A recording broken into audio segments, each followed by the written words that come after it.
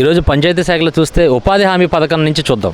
ఎందుకంటే ఉపాధి హామీ అంటే సామాన్య ప్రజలు ఎవరైతే ఉన్నారో చిన్న చిన్న పనులు చేసుకుంటే ఒక 150 లేకపోతే 140, 180 కూలీలు చేసుకుంటే వాళ్ళకు కూడా జీతం పెంచి, ముఖ్యంగా ఈ 2 సంవత్సరాలు అయిన తర్వాత కూడా ఈరోజు ఈ ఎండల తీవ్రతను చూసి పని భారాన్ని తగ్గించే విధంగా, పని కూడా వాళ్ళకి సౌకర్యంగా ఉండే విధంగా చేసిన ఘనత ఒక పవన్ కళ్యాణ్ గారికి. ఎందుకంటే ఉదయాన్నే మీరు పని మొదలెడితే 11 లోపు క్లోజ్ చేసేయండి, తర్వాత అవసరమైతే ఆ పని 4 తర్వాత చేసుకోండి చల్లబడిన తర్వాత, కానీ మీ ఆరోగ్యాన్ని కాపాడుకోవాలని చెప్పని, అలాగే ఎక్కడికక్కడ వాటర్ ట్యాంక్స్ కూడా ఏర్పాటు చేయాలని చెప్పని ఈ పంచాయతీ యొక్క అధికారులకు తెలపడం జరిగింది. అంటే ఒక పంచాయతీలో సామాన్య మానవులకే ఆ రకమైన జరుగుతుంటే ఏ రకంగా రోడ్లు కానీ, ఒక మంచినీళ్ళు కానీ, మ్యాజిక్ డ్రైన్లు కానీ అనేకమైన అభివృద్ధి పనులన్నీ చేసినటువంటి ఏకైక నాయకుడు మరి పవన్ కళ్యాణ్ గారు. మరి అటువంటి నాయకుడు తీసుకున్నటువంటి శాఖ పంచాయతీరాజ్ శాఖ ఏ రకంగా ముందుకెళ్తుంది అన్నది మీరే ఆలోచించాలి. గతంలో పంచాయతీ శాఖ అంటే కేవలం వాళ్ళ నాయకులు వాళ్ళు తినటానికి మింగటానికి తప్పించి సర్పంచులు కూడా ధర్నా చేసిన పరిస్థితి గత ప్రభుత్వంలో చూస్తాం. కానీ ఈ యొక్క కూటమి ప్రభుత్వంలో పవన్ కళ్యాణ్ గారికి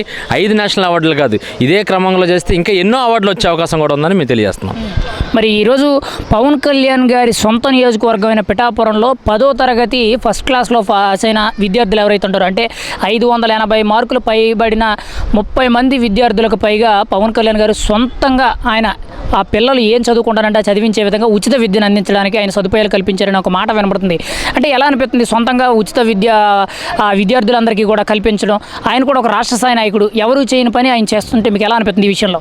దీనివల్ల విద్యార్థుల్లో చాలా ఏంటంటే ఇన్స్పిరేషన్గా, అంటే ఆ పిల్లలు చదివారు, వాళ్ళు చదివితే పవన్ కళ్యాణ్ గారు ఈ రకంగా చదివించారు, ఇంకా మనం కూడా చదవాలి అన్న ఒక ప్రేరణ విద్యార్థులకు కలగడానికి ఈరోజు పవన్ కళ్యాణ్ గారు నిర్ణయం తీసుకున్నా. కానీ ఏదో ఆయన పేరు కోసమో లేకపోతే పార్టీ ఒక బలోపేతం చేసుకోవడం అయితే కాదు, విద్యార్థుల్లో వాళ్ళ యొక్క స్ఫూర్తిని ఇంకొంచెం ముందుకు తీసుకెళ్లే విధంగా ఒకరికొకరు కాంపిటీషన్గా చదువుకుంటారనే ఒక ఉద్దేశంతో ఎక్కడ డబ్బులు ఇచ్చారు అనే పేరు కాకుండా కేవలం ఈ యొక్క చదువే ముఖ్యం. ఎందుకంటే ఈరోజు కుటుంబం అనేది ఆస్తి ఇచ్చినా ఇవ్వకపోయినా ఆస్తి ఉండొచ్చు పోవచ్చు, కానీ పిల్లలకు చదివిస్తే జీవితాంతం కూడా వాళ్ళు దాని మీద ఏ ఉద్యోగం చేసినా సరే ఎక్కడైనా బతకగలరనే ఒక విధానం ఉంది. కాబట్టి పవన్ కళ్యాణ్ గారి నిర్ణయం తీసుకొని ఎక్కువ మార్కులు ఎవరైతే వచ్చినాయో వాళ్ళకి ఉన్నత విద్య చదువుకోలేని పేద విద్యార్థులు ఎవరైతే ఉన్నారో, గవర్నమెంట్ స్కూల్లో చదివినటువంటి విద్యార్థులు వాళ్ళకి ఇంకా ఉన్నతమైన విద్య చదువుకోవడానికి ఆయన సహాయ సహకారాలు అందిస్తారని ఆ మాట ఇవ్వడం అది చాలా కూడా హర్షణీయం.